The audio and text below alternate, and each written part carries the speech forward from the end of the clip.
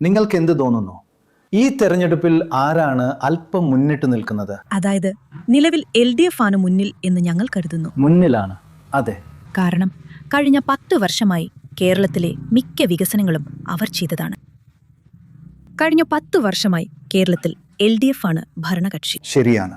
കൂടാതെ കഴിഞ്ഞ 10 വർഷമായി കേരളത്തിലെ എല്ലാ മേഖലകളിലും ഒരുപാട് വികസനം നടന്നിട്ടുണ്ട്. അതും കേന്ദ്ര സർക്കാരിന്റെ പിന്തുണയില്ലാതെ പോലും അവർ വളരെ നല്ല കാര്യങ്ങൾ ചെയ്യുന്നുണ്ട്. LDF സർക്കാർ. നിങ്ങൾ രാഷ്ട്രീയപരമായിട്ടാണോ വോട്ട് ചെയ്യുന്നത്? ഇല്ല, ഞങ്ങൾക്ക് രാഷ്ട്രീയമില്ല. പക്ഷേ കാര്യങ്ങളൊക്കെ ശ്രദ്ധിക്കാറുണ്ടോ? അതെ, അതെ, ഞങ്ങൾ നിരീക്ഷിക്കുന്നു. ഞങ്ങൾ പത്രങ്ങൾ വായിക്കാറുണ്ട്. എന്നിട്ട് ഞങ്ങൾ ടെലിവിഷൻ വാർത്തകൾ കാണാറുണ്ട്. അപ്പൊ ഇത് കേരളത്തിലെ ഒരു വലിയ ബിസിനസ്സാണ്. ടെലിവിഷൻ വാർത്താ ചാനലുകൾ കേരളത്തിലെ ഒരു വലിയ ബിസിനസ്സാണ്. അതെ അതെ. അപ്പൊ അതെ, ഞങ്ങൾ ഒരുപാട് കാര്യങ്ങൾ കാണാറുണ്ട്. പിന്നെ ഞങ്ങൾ നിരീക്ഷിക്കാറുണ്ട്. തീർച്ചയായും ഞങ്ങൾ നിരീക്ഷിക്കാറുണ്ട്. അതായത് വയനാട്ടിൽ പോലും സർക്കാർ ഒരു മുഴുവൻ ടൗൺഷിപ്പ് തന്നെ കൊടുത്തിട്ടുണ്ട്. ഒരു മുഴുവൻ ടൗൺഷിപ്പ്. ആ ആളുകൾക്ക് യഥാർത്ഥത്തിൽ വീട് നഷ്ടപ്പെട്ട വെള്ളപ്പൊക്കം കാരണം. അതെ. അപ്പോൾ സർക്കാർ ശരിക്കും കൊടുത്തു. ഉരുൾപൊട്ടലിന്റെ സമയത്ത്, പിന്നെ 2018 പോലും വെള്ളപ്പൊക്കത്തിന്റെ സമയത്ത് ഒരുപാട് പേർക്ക് അവരുടെ വീട് നഷ്ടപ്പെട്ടു. എന്നിട്ട് സർക്കാർ പാവപ്പെട്ടവരെയും പിന്നെ ആവശ്യമുള്ളവരെയും സഹായിക്കാൻ ശരിക്കും അവരുടെ കഴിവിന്റെ പരമാവധി ചെയ്യുന്നുണ്ട്. പാവപ്പെട്ടവരല്ല, പക്ഷേ ആവശ്യമുള്ള ആളുകൾ. അതെ.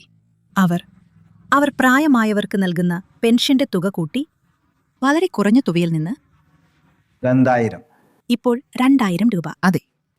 എന്നിട്ട് ആരോഗ്യമേഖലയിൽ പോലും ഞങ്ങൾ രണ്ടുപേരും യഥാർത്ഥത്തിൽ ആരോഗ്യമേഖലയിലാണ് ജോലി ചെയ്യുന്നത്. ഞാനിപ്പോൾ യഥാർത്ഥത്തിൽ ഇവിടെയില്ല. പക്ഷേ എന്റെ സഹോദരി സർക്കാർ ആരോഗ്യമേഖലയിലാണ് ജോലി ചെയ്യുന്നത്. അതുകൊണ്ട് അവൾക്ക് ആ വ്യത്യാസം വ്യക്തമായി കാണാൻ കഴിയും. നിങ്ങളുടെ ഗൂഗിൾ അസിസ്റ്റന്റ് ആണോ? അതെ. വളരെ നല്ലത്. അപ്പോൾ അവർക്ക് വ്യക്തമായി കാണാൻ കഴിയും ആരോഗ്യമേഖലയിൽ നടക്കുന്ന വികസനം. അതെ. ഈ മേഖലയിൽ കഴിഞ്ഞ 10 വർഷത്തിനുള്ളിൽ വലിയ പുരോഗതി ഉണ്ടായിട്ടുണ്ട്. ഞങ്ങളുടെ ഡ്രാം പ്രോജക്റ്റുകൾ അനുസരിച്ച് അവർ വളരെ നല്ല അടിസ്ഥാന സൗകര്യങ്ങളുള്ള മെച്ചപ്പെട്ട സർക്കാർ ആശുപത്രികൾ നിർമ്മിക്കുന്നുണ്ട്.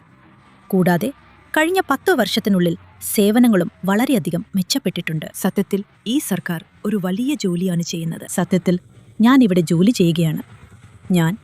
ഞാൻ 2014 മുതൽ സർക്കാർ സർവീസിൽ ജോലി ചെയ്യുകയാണ്. ഞാൻ ജോലിക്ക് ചേർന്നപ്പോൾ സർക്കാർ സർവീസിൽ. അത് മറ്റൊരു സർക്കാരായിരുന്നു. UDF സർക്കാരിനായിരുന്നു ഭരണം. എനിക്കറിയാം. ആ സമയവും ഈ സമയവും തമ്മിൽ അതൊരു വലിയ പുരോഗതിയാണ്. ആരോഗ്യമേഖല ഉൾപ്പെടെ എല്ലാ മേഖലകളിലും വലിയ പുരോഗതിയുണ്ട്. പ്രത്യേകിച്ച് വളരെ വലിയ പുരോഗതിയുണ്ട്. പിന്നെ ഏറ്റവും പ്രധാനമായി ഈ ഇപ്പോഴത്തെ സർക്കാരിന്റെ കാലത്ത് അവർ കഴിഞ്ഞ 10 വർഷമായി ഭരിക്കുകയായിരുന്നു. അതെ. അപ്പോൾ നമുക്കെല്ലാവർക്കും അറിയാം, ഈ സമയത്ത് നമ്മളൊരു ഉരുൾപൊട്ടൽ നേരിട്ടു, പിന്നെ ഒരു പ്രളയം, പിന്നെ കോവിഡ്, നിപ്പ. ഈ സർക്കാർ കാലഘട്ടത്തിൽ അവരൊരുപാട് പ്രതിസന്ധികൾ നേരിട്ടു. പക്ഷേ എന്നിട്ടും അവർ ശരിക്കും എല്ലാ ആളുകളെയും വളരെ സുരക്ഷിതമായ ഒരു ചുറ്റുപാടിൽ നിർത്തി. നമ്മളത് പറയണം. അതെ, നമ്മൾ അവരോട് വളരെ നന്ദിയുള്ളവരായിരിക്കണം. കോവിഡും നിപ്പയും ക്ഷമിക്കണം. ആണ് ശരിക്കും അഭിനന്ദിച്ചത്. നിപ്പ പടർന്നു പിടിച്ച സമയത്ത് WHO പോലും അത് കേരളത്തെ ഒരു മാതൃകയായിട്ടാണ് എടുക്കുന്നത്. കോവിഡ് സമയത്തും ഡൽഹിയിൽ അപ്പോൾ കോവിഡ് ഓക്സിജനും മറ്റും കിട്ടാതെ ഒരുപാട് ആളുകൾ മരിക്കുന്നുണ്ടായിരുന്നു. പക്ഷെ എന്നോടൊരു കാര്യം പറയൂ.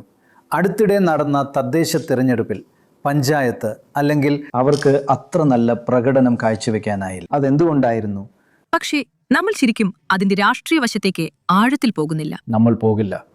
അപ്പോൾ ഞങ്ങൾ യഥാർത്ഥത്തിൽ കാണും. ഞങ്ങൾക്ക് എന്ത് തോന്നുന്നു എന്ന് പറയുന്നു. എന്നിട്ട് ഞങ്ങൾ കാണുന്നത് ന്യായമാണ്. ഞങ്ങൾ കാണുന്നത് പിന്നെ റോഡുകൾ, പിന്നെ ആരോഗ്യമേഖല, വിദ്യാഭ്യാസ മേഖല, അങ്ങനെ സർക്കാർ സ്കൂളുകളിൽ പോലും.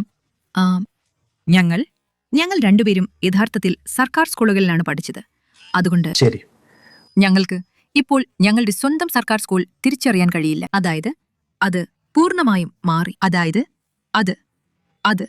അതൊരു നല്ല രീതിയിലാണ്. അതെ. വാവ്. അപ്പോൾ അതെ, കേട്ടതിൽ വളരെ സന്തോഷം. വിദ്യാഭ്യാസവും ആരോഗ്യവും ഒരുപാട് മെച്ചപ്പെട്ടു. വിദ്യാഭ്യാസവും എന്നിട്ട് നന്ദി. സത്യത്തിൽ ആളുകൾ വളരെ വ്യക്തം. ദൈവം അനുഗ്രഹിക്കട്ടെ. ദൈവം നിങ്ങളെ അനുഗ്രഹിക്കട്ടെ. നന്ദി, വളരെ നന്ദി.